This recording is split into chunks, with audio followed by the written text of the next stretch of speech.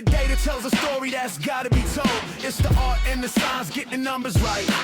Brandformance! Hey everyone, and welcome to another episode of Brandformance. Today's a special one. We are talking to Mark Huber, who leads all things marketing at UserEvidence. Mark and his team organized their first user conference in Jackson, Wyoming. It was a fantastic event. I was there as a speaker, and I wanted to dive into everything that goes into organizing an amazing B2B event. I reckon that some consumer marketers might also benefit from listening to this. So let's dive straight in. Welcome, everybody. I am Pranav from Paramark, and we have a wonderful guest here, Mark Huber. Mark, do you want to just talk about your background very quickly? I feel like everybody in the B2B SaaS circles already knows you, but I throw up your intro here. Tell us about yourself a little bit. Yeah, so I like to kind of make a joke out of this because if you were to judge a LinkedIn book by its cover and look at my job history, you might think to yourself, does this guy not know what he wants to do in marketing? Why does he keep, jumping around to these different functions? And I got my start in consulting at Accenture for 2 years. So the reason why I bring this up is I really liked the variety of the work, and I liked the feeling of not really knowing anything at the start of a project. And then however many months later, you'd be surprised on how much you actually learn and get more confident in. And I brought that to marketing. And for me, I think part of my secret sauce is that I've done stints in so many of these different functions that I've seen how it works and more importantly doesn't work, and I see how it all fits together. So I think that is what I've come to learn my superpower is, outside of asking a lot of questions, being curious and never being afraid of being the dumbest person in the room. By no means are you the dumbest person in the room. What I do like about sort of the way you operate is you're very calm and level-headed. I don't think I've ever seen you out of character from that perspective. And so I think that's kind of needed in what's happening in, this age of AI. I hate that term, but just had to throw that in there. All right. So Mark, you did something kind of sort of a big swing, right? You swung for the fences with this, this event that you threw this summer, Highline. So we're going to talk all about that. We're going to cover some, interesting sort of items about how to throw, I would say, your first event, or if you are thinking about sort of your own event strategy, how to think about it, how to convince your leadership on it, and how to execute it. And there's a lot of good stuff. I got to sort of see it firsthand because I was at the event. So I have a perspective as an audience member and a breakout speaker. And obviously Mark here did and his team did a lot of the execution. So we'll cover it from all angles. Okay. If you could host your dream work event anywhere in the world, no budget limits, where would it be and what's the vibe? So it's hard to top Highline, but Mark, what do you think? Do you have an idea? So I can't use Highline because that would be the cop-out, but at the time it still kind of is that was the dream. So I think we'll talk about how that all came to life here in a bit. But if I can't use that cop-out, I would say I'm a big mountain person, and by user evidence standards, I'm not nearly as big of a mountain person as a lot of the people that live in Jackson or Denver or Salt Lake City area. But for me, maybe somewhere in the Canadian Rockies. I've been there before, and as amazing as Jackson and Jackson Hole is, the Canadian Rockies are just next level. It's incredible. All right, cool. All right, so here's mine, and I was thinking about it like literally before this session. I was like, hey, it'd be kind of cool if we could get like iconic people behind marketing. So think about like the person who came up. I'm just making shit up right now. People like isn't that marketing? Yeah, that's marketing. There we go. The designer, if you've heard the story of the Nike Swish, right? It was just like a grad student or in Portland, or like the person who architected the 1984, Apple ad, right? That whole thing. Like, imagine if you could get like 3 or 4 of these like iconic ad people in a room in Disneyland. And so you go just have fun at Disneyland, and then there's like 2 hours of just like geeking out about ad making with these amazing, ad people. I think that would be pretty cool. I would enjoy it, but that's my sort of dream event. It's hard because how do you get all those people in the same room? That's not easy. I'm with you. You had me until Disneyland. Disneyland is not my ideal place at this stage in my life, but kids will be in the future at some point. So maybe a couple years from now, yeah. You don't enjoy a roller coaster from time to time? No? I do, but I just don't know if I enjoy the madness. And I also don't enjoy just how crazy overpriced everything is. But I also host an event in Jackson, so we can talk about overpriced stuff here in a second. Okay, let's get rolling. Okay, Mark, I'm going to hand over to you, and it's, have you talked to us about why did you do this? What was the initial spark, and how did it get going? Like, what was the moment when you were like, oh, like we should do an event, and here's what it's going to look like? Like, talk to us about the genesis. So I'll answer your question in a sec, but I see a few familiar names, including some people who are also at Highline in the attendees. So I'm excited to see how the under the hood compares to everyone else's experience. So I think for me, being at User Evidence, I've been here almost 2.5 years. Really, 2024 was the first year that we got marketing moving. I'd say my first probably 4 or 5 months were a lot of behind the scenes stuff, a lot of conversations. And when I say got marketing moving, I knew we needed to get out there. And one of the ways of getting out there was me just getting a ton of United miles and going to all of these different events. I went to Spring, I went to Drive, I went to a few others, and they were all great events as an attendee. But when you are sponsoring an event and, it's not just a $1,500, $2,000, ticket cost, but upwards of, 10, 15, 20 grand, you look at these events differently. And we had spent, I think it was close to 100 grand in total in event sponsorships in 2024. And, did we meet people? For sure. Was it doing what we needed it to do, or at least what I wanted it to do? No. And I'll expand on that here a little bit, but I got to a point where I'm starting really right around this time last year, starting to put together my fiscal plan and budget requests for the following year. And I had been thinking on this, I saw all these different events. I saw a lot of things that I really liked, and I saw a lot of opportunity for things that if we ran our own event that we could just make our own and improve on.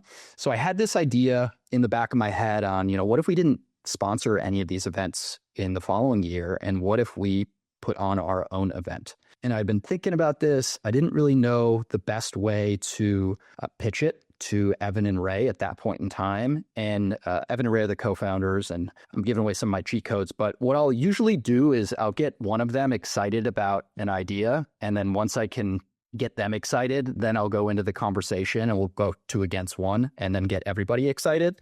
So I pitched it to Ray. I was like, hey, I had this really half-baked idea, but I'm thinking this could be our number 1 marketing bet of the year. And here's why. And I'll explain the why in a sec. And he said, you don't need this big formal pitch right now. Just go to Evan with the logic and reasoning that you have. And I think he's going to say yes. Okay. So that's interesting. So let's back up a little bit and talk about, you sponsored a bunch of events and you felt like there was something missing. What was missing? What did you think was the gap between what you ideally wanted versus sponsoring a third party event? Yep. Yeah. And for the event, specifically Spring and Drive, like I had a blast. I got to see people that, I hadn't met before. I think that was the first time that we had met in person, right? That's right. Yes. Yep. Yeah. So no disrespect to them at all. But I think, when you're looking at, or at least when I looked at sponsoring some of these events, you are taking the, company or vendor for their word on who is going to be there. So what I would do is I would push, hey, here's our ICP. Here are the company sizes that we care about. Here are the titles and functions that we care about. Can you give me some degree of confidence that those people are going to be there? And I think at both times they did the best with the information that they had, and they made me feel confident that, the right people were going to be there. And when I got there, both events were really overrun by agency people and, freelancers, and not a whole lot of in-house people. And, if Evan and Ray listen to this, which I'll make sure I share the recording with them, they pushed me hard on sponsoring both of those events and said, are you confident that the right people will be there? And I did my due diligence at the time, and I thought that they were going to be there. And I came back and it was just very underwhelming of the people we wanted to, have conversations and get in front of. So for me, it was like, all right, well, if we're paying other companies to, get people there, and oftentimes they aren't the right people, what if we just tried this on our own and were maniacally focused about getting the right people there? And that was the big selling point to Evan and Ray. And it took the entire company to get the right people there, which we'll talk here in a little bit. And I think Evan in particular would tell you this, but part of what he looks for whenever I'm proposing bets, and not even bets this size, but just bets in general, is he's looking for excitement and conviction in me. And he can tell when I'm truly excited about something and really think it's going to work or has the potential to have a outsized impact. And he can also tell when, I'm pitching something to him that, maybe I'm not super excited about or uncertain on. And, it's not to say that I was, completely confident and certain that this was going to work, but I think the drive and motivation that our team has, there was no way that we were going to let this not work. I love this, right? So your confidence in the idea and the conviction and just like that comes through. And that's great advice for like people like, hey, if you're going to do something, if you're going to do something big, if you're not confident about it, like it's going to be very transparent to your stakeholders, right? Whether that's a CEO, a CFO, whoever you're trying to convince. Okay, love that. And yeah, we're big fans of Exit 5, and I'm big fans of what the team is doing at Venture as well. But I agree with you, right? That you as a brand have to be in the driver's seat of, is there alignment between the event audience and your ICP? Because if there isn't, it might be a great event, but how do you drive the outcomes that you need to drive for the business? And hopefully everyone's like working really closely with your, third party sort of event partners on giving that feedback and shaping so they can get better. And then if they can attract the ICP, then fantastic. It makes a lot more sense, right? Yep. Cool. The one last thing I would add, because I think it bodes well for the rest of this, I had never hosted an in-person event before. There we go. I haven't done one either. So this is going to be fun. Okay. So you got the approval, right? It's like really just a team decision. What happens next? And what was the lead time between you deciding that you're going to do this and then eventually, you putting a date in the calendar and saying, this is the thing? Or is that how it went? Like you pick a date and said the date, like, yeah. So tell us what the startup process was from the day you decided. Yep. So I would say from right around this time last year, let's say I got the tentative green light from Evan and Ray to get moving and put the plan together that shows how you're going to execute this. So from November till probably early February, I was starting to take this somewhat abstract idea in my head and just get a brief down. And the brief included, and I'm happy to share this out for everyone who's attending, maybe in the follow-up, the ideal mix of people there, the objectives behind the event, from a internal perspective. So what do we want to happen that connects to business outcomes? And then from an external perspective, like what do we want the attendees to feel? What do we want them to experience? Like what's in it for them? And in parallel to all of that, trying to figure out, who in my network do I know that can help refer me to like the best possible event partner and partners, which is what we ended up using. So we did not do all of this in-house. So for, I would say up until February, it took us, to get all of that locked in. And then because the event is in Jackson, winter is probably, I would say one of the number one reasons why people live in Jackson. So people are not worried about stuff that's happening in the summer. They are just, skiing and snowboarding and outside. So for us, we were trying to lock in the venue for weeks and almost probably like 2-ish months. So we technically did not have the venue locked in and the date locked in until late February. So for us, then it's like, all right, now we've got the plan moving. And as founders always want more and they want it faster. So Evan asked, can you start promoting it? And I was like, well, Evan, this is the first year that this event is taking place. We have no credibility around the event. They're outside of it being in Jackson, which was, again, part of the hook. We just don't have any proof of why people should come to this.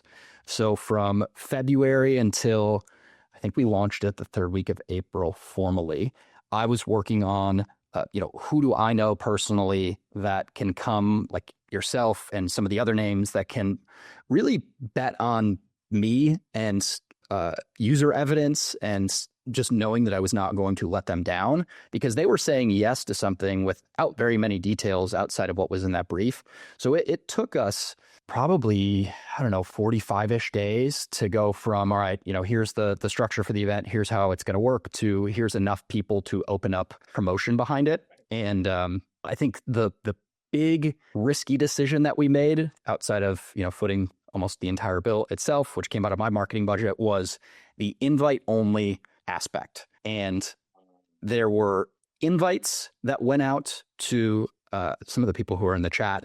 And then there was also if you feel like, you meet the criteria to be in the room, you can apply. So what we were trying to do, and this scared me like crazy, was first year event, no credibility behind it, and you're going to make it invite only to try and curate the room. What if people say no to the invites and don't want to come? Or what if there's just not enough interest to come in the applications? Then you're really screwed. Yeah. Oh, wow. That does sound terrifying. So I want to dig into this a little bit. So it seems like the thing that was important for you, the ingredients were, you got to have the venue, the location, the time, obviously. You need to have enough time to then invite the right people. But then second was the hook. And from your perspective, the hook seems to have been the quality of the speakers that are going to be at that event and, talking to you about. So you nailed down the speakers and the titles and just like what this talk is going to be. That happened after February, right? So between February and April, and then you started sort of promoting it. April seems kind of late, because when was the event? The event was like, what, August, right? Very late. Yes. Thank you for reminding me. Yeah. I mean, hey, you're doing it for the first time, right? So kudos for you, because you pulled it off. So April to, April, May, June, July, you basically have 4 months to kind of fill up the event. Mm-hmm. And did you set a target for, like, obviously you must have, like, these are the number of people that, and okay, so tell us about the map of that, if you're comfortable sharing, like, wall to work, how did you think about spending, and, how many people did you need to be there? How stressful was it? Were you tracking this? Was it your events team tracking it? How did that work? Yeah. So responding to a couple things you said, it was very stressful. It was stressful the entire time until I got there. But I would say someone that I worked with in a past life is an events person, and I met with her right before we had locked in the contracts for the venue and who we ended up going with and what I had budgeted for. And I took that $100K that I had used to sponsor events last year and bumped it up a little bit. And she looked at me, and I owe her for this. She goes, "Mark, this event is in Jackson Hole. There's no way it's going to be that cheap. So make sure that you bump up your budget so that you can defend it and do this like you want." So for us, what we really tried to do was we tried to cap it at 100 in-house, really B2B marketing leaders. So certain criteria based on function and seniority and company size, so that you could play up, hey, if you come here, you are going to meet and connect and learn with other people just like you, which is really why I go to events, for that type of connection. And then we set quantifiable targets based on the mix of customers that we wanted there, the mix of in-pipeline deals, and then the mix of basically target accounts and prospects in our ICP. So of the original 100 external attendee goal, we were hoping for, it was 40 target ICP prospects, let's call them, 30 in-pipeline deals, and 30 customers. And that was the math that I had agreed on with Evan and Ray.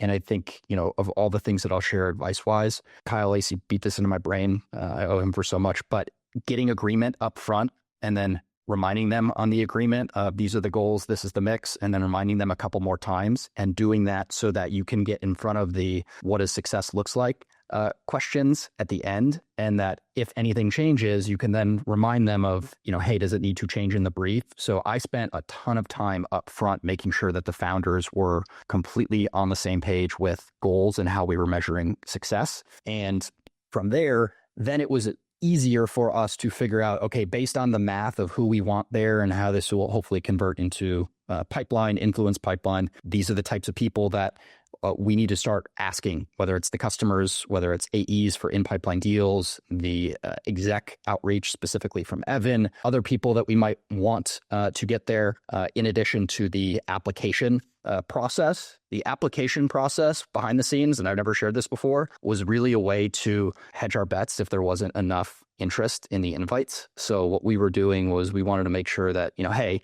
there are still people who can come if they meet this criteria. But I was kind of thinking like, I don't know, I think this should be really easy to get 100 people there on our own, right? It was not. Yeah.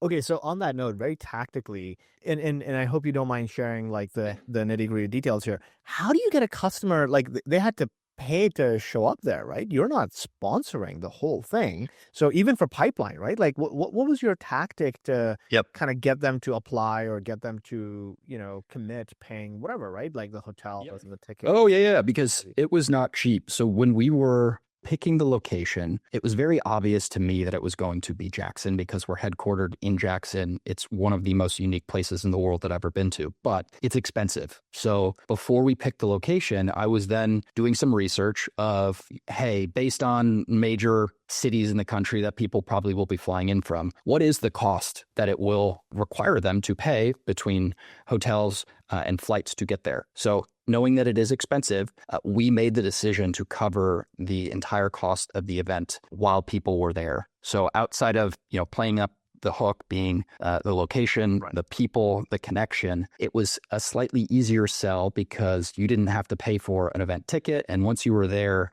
we were footing the bill. Now, we did pay for some of our customers to come. And then what we also did as a very high touch ABM play, our top target accounts and CMOs from those target accounts, we also covered their travel in kind of a VIP way to, make sure that we were rolling out the red carpet for them. Okay, makes a lot of sense. All right, so lots of prep went into this. So hopefully everybody listening is like, yeah, this wasn't just, let's throw an event. There's a lot of detail there. All right, we're going to switch gears and talk about, you did something interesting and different. Like before the event properly started, like you actually had a day off and people just hung out. And sadly, I missed that day, so I apologize.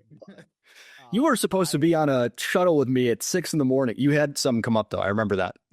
Oh, yes. I remember I was dealing with a customer call and a customer presentation that day, which I just couldn't get out of. So it was... I knew by the look on your face that I saw you. I think it was in the lobby. It was a look on Pranav's face like, I hope he's all right. Do not get in the way. He's excused. Yeah, it was that type of day. But okay, tell me about this day, Lane. Why did you do this? It was very different from any other event that I have been to. Tell me about sort of how this idea came about and how did you construct it and how did you make it happen? Yep. So outside of just this bet itself and the crazy idea, I would say this personally was the craziest idea that I had, but I think it was the secret sauce. So for me, could we have done Highline just as well if we skipped this day and just went right into content and did 2 days of content?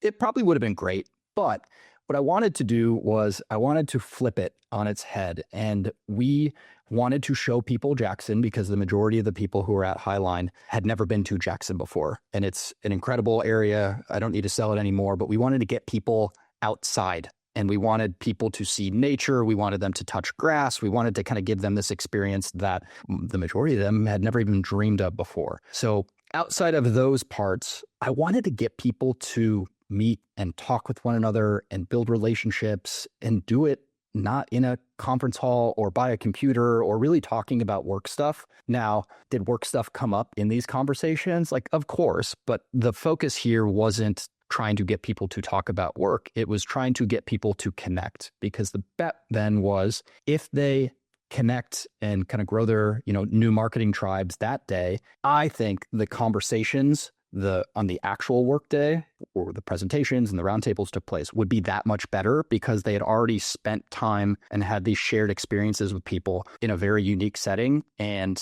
that came up quite a bit in our NPS survey that went out. So it was so cool just to hear what we had kind of dreamed up and what we were hoping would happen is what actually happened. Now, for the activities, we had 4 different activities. We had a wildlife van tour through the national park that left, I think it was at 6 a.m. So I was on that one, which was epic. That was where that first picture was from. We had a kind of a lazy river float, which I believe was through the national park, or at least part of it. We had 2 different whitewater rafting groups, which I think in hindsight was the hit activity just because of how much fun people had. And then, secret sauce again, this picture that you're seeing here was our kind of VIP event. So every single person that was at the horseback riding, which felt like a scene out of Yellowstone or, a picture out of a National Geographic magazine, was a top tier 1 target account, or was an account that we were, in active conversations with, trying to use this experience to push that deal forward, which we'll get into the receipts here in a bit. Spoiler alert, it worked. Now, of all the activities that we did, this one was wildly expensive, and it was an Evan request, which for me is like, all right, if the CEO wants to do something very expensive and the budget's going to go up, like the CEO is aware of that. So he's saying yes. But I think it was about $750 per person that was on here. So we had about 24 or 25 people in total on this event. It was amazing. The logistics behind it were crazy. We had a bus breakdown and we had to get people driven back out on pickup trucks and bales of hay in the back. But I think if you were to ask That is amazing. people, That's basically like a movie experience. So I think it probably hit the expectation pretty well. That's awesome. Absolutely. But yeah, to kind of put a bow on it for now, I think getting people outside over shared experiences and unique experiences was just trying to build connection and community, as overplayed as that word might be in some contexts. But I think it was appropriate here to then get them warmed up for the main event. Yeah. The memory that I have from that day, or maybe the day before, right? So you did a welcome dinner type of thing, and people, you don't know what I'm talking about. It was outdoors. There were tents set up. You could see the Tetons in the distance, and you had you had mules with drinks. You had beer burros. I snuck that one in to the event and did not ask for approval, which was a hit. You had a table where you were custom branding products for people to take back. So I got a little beer warm holder for my co-founder, and I had Texas horns on them because I think he is from, or at least he studied in Texas. Okay, so it was a beautiful sort of setup, and I think this all makes a ton of sense, like how you design the experience that everybody had, because that's what they're going to remember, right? Maybe they'll remember some of the talks. Hopefully they'll remember my talk. No, I was kidding. Okay, so let's talk about sort of we already covered some of the behind the scenes reality, but talk about what you would do differently next year and any sort of lessons that came out of this that you've highlighted on this slide. Yep. So a couple things that I haven't shared yet. So we sent out a pre-event attendee survey with a couple different questions to try and get preferences around activities and anything else that we should be aware of for every person coming to Highline. What was really hard was between the 4 activities that we offered up was trying to pair people with their exact number 1 preference. In hindsight, I think we did a really good job at pairing most people up with their number 1 preference. And if they didn't get the number 1, we would get the number 2. I don't know if I would do 4 activities in hindsight. And I think that contributed to so many of the logistics that we had to worry about the day of, between assigning, somebody from User Evidence as the chaperone or chaperones, if you will, for each one of these. I think so many people were jealous and had some FOMO that they were not on the whitewater rafting. So I think we still probably could have accomplished what we wanted to do on Tuesday with maybe 2 activities or maybe 3. So I think that was one of the first things. The other thing was I think, we foot the entire bill, and it was upwards of, 325, 330K, including some of the travel. So the largest by far line item in my budget ever. But for us, we didn't really have the attendees didn't have skin in the game, if you will, because they didn't pay for a ticket. So some people would just bail on an activity, not yourself, because you had an excuse. I promise I'm not talking about you, but you know, You can give me shit. That's no. But, like, for example, that, and I won't name names, but for the horseback riding excursion, like we had, I don't know, 4 people bail the day of, and they didn't know that ends up being like a $3,000 sunk cost to us. So for us, like, it's hard when you're not charging a ticket, because then people don't necessarily have skin in the game. So weather was out of our control. Most people don't know this, but the day before the welcome party, it rained like crazy. And that's when my stress level was all the way up here. And it was perfect weather from Monday to Thursday when everyone left. And then the following week, some of the smoke from wildfires, I believe in Canada, blew all the way into Jackson. So the views that we had for all of Highline would not have been the same views had it, happen the following week. So called in a favor from Mother Nature. That worked out perfectly. But to bring it back on what we... Fortune favors the brave. Yeah. Yes. So what we would repeat next year and what we would maybe change a little bit. So we looked at every single response that came in from the NPS survey. And the good news is that the majority of the format landed exactly like we wanted it to, and then some. So I think if anything, we're fine-tuning things here. One of the things that we know we will not do is we don't want to make this too big, because the number of attendees is really what made this so special. I tried to talk to everyone who was there at least one-on-one at some point, and they said that the size is what made it feel what it was, because you could go have conversations with pretty much every other person there. So we wouldn't want to go bigger than probably 100 people max. It'll get more competitive next year now that we've had, the credibility and the FOMO that we induced on LinkedIn. So I think, just because people were there last year does not necessarily mean we're going to have them back as much as we would like to. Now, the thing that came up quite a bit was content day. So content day, people loved the presentations, but what they really wanted more of was the roundtable discussion. So for us, what we wanted to do was just skip the work talk entirely on Tuesday, that activity day. I think we would try to incorporate maybe some morning roundtables or more peer discussions. So it's not a completely wasted workday or event day. Part of the reason why we didn't do that to start was more so from a cost perspective. So as you know, the main venue on top of the mountain for content day wasn't cheap. And we didn't know where we could do all of this if we were to do roundtables on Tuesday without having to pay, $25,000 at minimum for the venue plus food and bev and all that stuff, plus all the AV costs that went into it.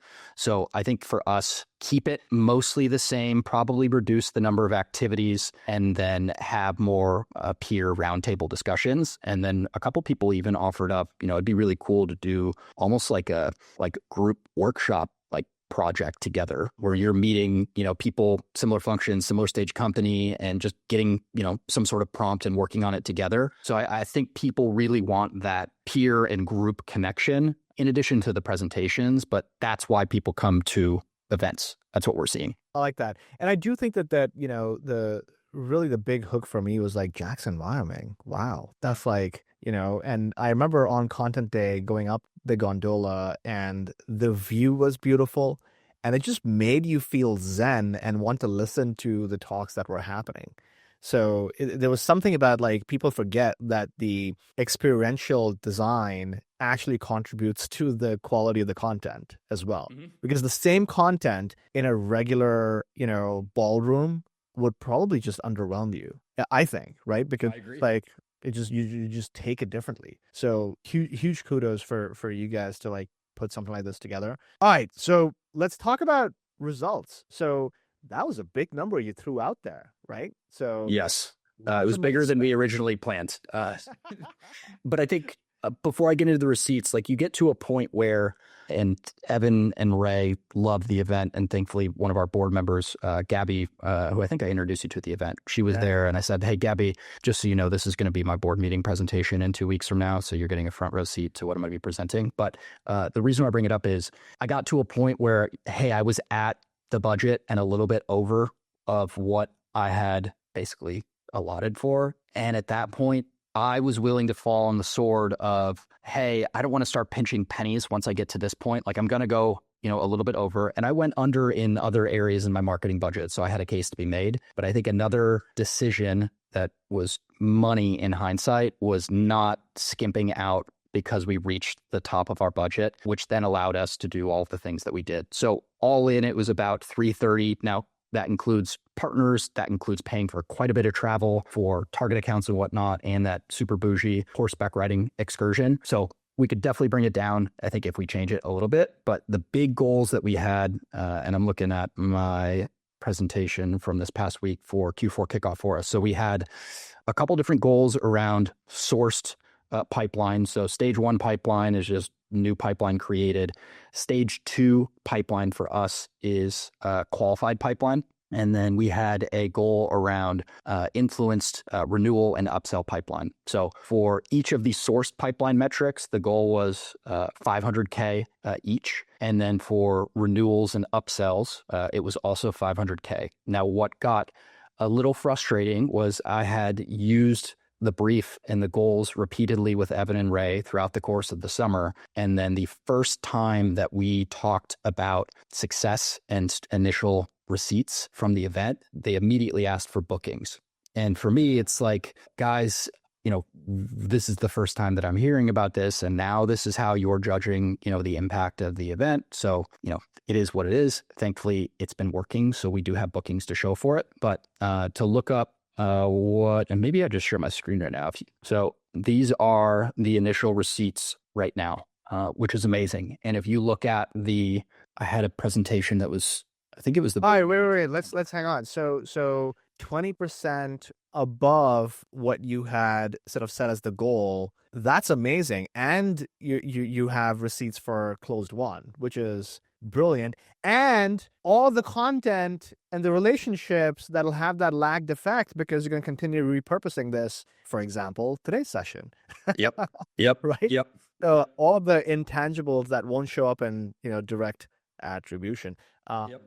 This is amazing. And the commit that I made with Evan and Ray and the company was, hey, this isn't just something that we're going to do and then report out on once and call it a day. Like, we're going to report out on this, 30 days post-event, 90 days, 6 months, a year from now, and then we'll continue to show everything that we can quantify in addition to all these anecdotal things. And some of the anecdotal things that we know we can attribute to the event, even though they won't show up in a dashboard, are reviving massive opportunities that we thought were basically out for dead. And this event revived them like well into 6-figure territory. So for us, yes, we're trying to quantify as much as we possibly can, but there's so much that we can't quantify that still shows this was a massive success for us. That's amazing. So if you were to go back to your leadership team and ask them like, hey, are we doing this again? What do you think they will say today? Funny you should ask, because I have to do that like basically right when we get back from Thanksgiving so we can get ahead of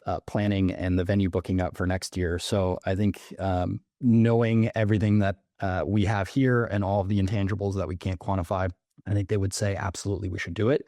I think they would probably put some constraints around budget and what we can and cannot spend. And I think that's easy. I think it was more expensive in year one just because we were learning too. And I know that we can absolutely cut some inefficiencies elsewhere. And then I think the other thing, that we've kind of kicked around on are, can we make, money on sponsors? Like, would we cap, a couple sponsors and do, 2 people max? Would we charge some fee for tickets? Like, there's ways that we can kind of bring the cost down. But I think seeing some of just Evan and Ray's reactions in person at the event, and then some of what they shared after, like, it was, we rode the Highline high as a marketing team for, I would say, a couple weeks after. It was kind of a euphoric feeling. No, that's great. And that's a great place to kind of bring it to a close. The way I talk about this to marketers is whenever you're taking a big creative risk, remember that you're not going to get it perfectly right on the first go around. And if you set that expectation up front that, hey, we're doing it for the first time, it's risky, we're not going to get it perfectly right, but does it show signs of life? And then iteration 2, iteration 3, iteration 4, you keep making it better, bigger, higher ROI. And I think you displayed how you can get it right on the first go, right? And then continue to kind of build on top of that. So huge congrats to you and your team on making this happen. I see one question from Kelly, which is, does the stage 2 include the stage 1 ops? Is it a waterfall, or how do you kind of think about success metrics there when you're talking about pipeline contribution? Yes. In Kelly, grill away since you were there. And I'm glad that your first comment resonated, because that's exactly what we were trying to do. So yes, anything that was in stage 2 did include stage 1.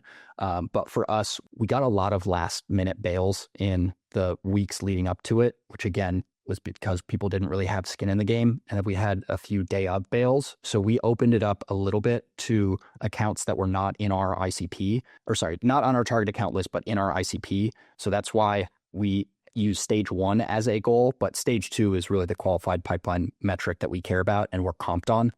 So that was what I'd say the overall success metric was that was in marketing's control. Cool. Mark, you said you were gold on, and maybe we can, kind of go into a little bit of a tangent. I have a question for you.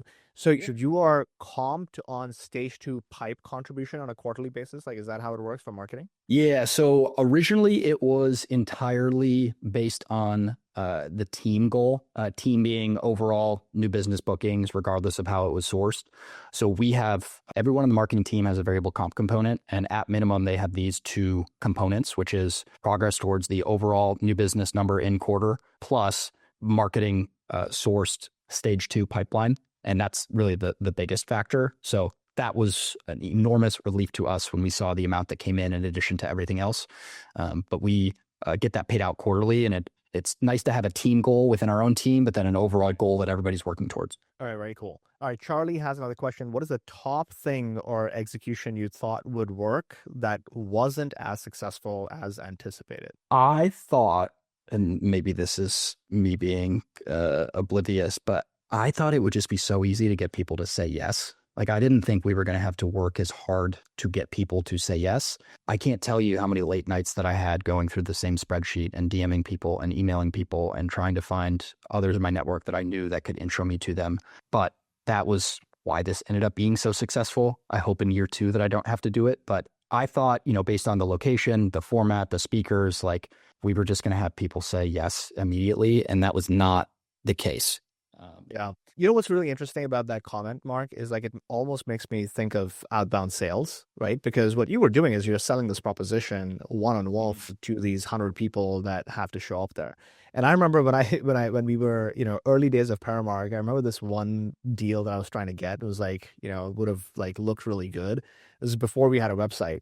I emailed this guy every week for about 6 months to nothing, like 0 response. And one day he just pops over and says, "Oh, hey, I don't know why this didn't make it into my inbox. I'm just seeing it now. Let's hop on a call." And that turned into our first big B2B SaaS, customer.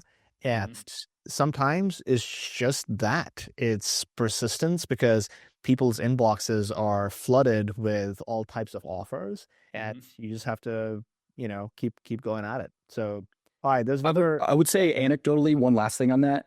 I'd have to look back on this, but my gut feeling tells me that the majority of the people who we invited and said yes, or who applied and we said yes, we knew them in some way. Either the AE was talking with them, or an exec knew them, or I knew them. There were very few people who didn't have some relationship with some person at User Evidence who was there. I thought, given everything, that we could get people who just didn't know us at all there, and I didn't see as many of those. Interesting. Okay, Arthur has another question. Was the content that you created aimed to be mainly used for YouTube? Think this was just a brilliant play to get B2B marketing content in the format of YouTube that people could binge who weren't able to attend? Yes. So Jillian Hofer, who's my head of content, she looked at this opportunity as her Super Bowl of the year for content creation. So she put together an incredible plan of how we were trying to squeeze as much as we possibly could out of this event in every single format. So for us, the big push was video because we have all of these people there. We might as well get them on camera. So between the Highline Bet series that went out and then the different interviews and the Tiny Mike series that Jillian did, which was amazing around our original research report. And then I think the coolest thing that we did was using the acquisition announcement that we made during that closing keynote and then getting people's reactions to the news and then using that in launch content in the week that followed. So I wouldn't say YouTube was like specifically the focus, but we knew we had or were sitting on a very unique opportunity with video. And thankfully we had done enough video up until that point where we were kind of ready to do it well. Had that been the first time that we did video, I don't think it would have gone nearly as well. All right, great answer. Okay, couple more and then we'll wrap it up. So Angela is asking, will attendees interaction occur annually at the in-person Highline, or will there be a virtual element to keep them connected? We've rolled out quarterly virtual meetings for our annual big event that about 25% of customer members attend. Well, that's a fascinating idea, Angela. So thanks for contributing and also asking the question. You kind of answered yourself there, but there's like a tentpole moment, which is physical. And then there's like all these like ongoing interactions under the same umbrella brand. It's kind of cool. Yeah. Angela, I owe you something for that idea because I like it. We have not thought that far yet, truthfully. I think in person to us is where we think the magic is with the right format and the right people. So we will definitely be doing more in person next year. Now, whether that's under the Highline brand or not, we will see. But I think one of the other learnings that we had was it wasn't a straight up customer conference, but a lot of customers wanted to talk with other customers. So you might just see us do a little road show again where we're meeting with customers and getting them to, learn from one another. But I can only think of one big in-person Highline a year. Highline and Tightrope. Tightrope is the ongoing quarterly. Yeah. That's the balancing act. I might have to use you in the Tightrope promotion. You walk in the Tightrope. Okay. And then Charlie, you got another question here that I see. So interesting thing that I did not mention. So we planned this in, it was basically the third week of August. Now we had to plan around Evan Huck's travel schedule, and he had a personal event that he had to travel for. So that kind of played our hand a little bit. Now, what we ran into was this. One of the number one reasons why people could not come and they wanted to come was we overlapped with the first week of back to school. And whether it was moving kids into college or first week of school and you can't miss it, that came up a ton. So the tentative date that we have right now is the same days of the week, but the first week of August. So we're not running into that as much. That was really the number one thing. And then a lot of people were asking for, hey, can you pay for this? And, to be totally honest, like we paid so much. It was kind of, what else do you need us to pay for? Like we're paying for your crazy unique experience here. We recognize that you have to pay to get here, but work with me a little bit. Yeah. All right. Fantastic. That was a great round of questions. So thank you everybody for joining. Hopefully you got a ton of value out of this. I personally definitely did, because this is going to give us a blueprint for next year. Maybe we'll do something as well. And thank you, Mark. And congrats again on the wedding. And thank you. Yeah. This was I'm evented out for this year for now. So Highline and the wedding, it went perfectly. Go enjoy your honeymoon now. Amazing. And if anybody has questions, feel free to DM me on LinkedIn. I'm happy to help and share a little bit more. And Pranav, I'll make sure that we share some of the documentation, whether it's briefs or whatever would be helpful in the follow-up. Amazing. That'd be great. And go check out User Evidence, userevidence.com. All right, folks, that was Mark Huber, who runs all things marketing at User Evidence. Go give him a follow on LinkedIn. He's a prolific writer there. And tune in again next week for another episode of Brandformance.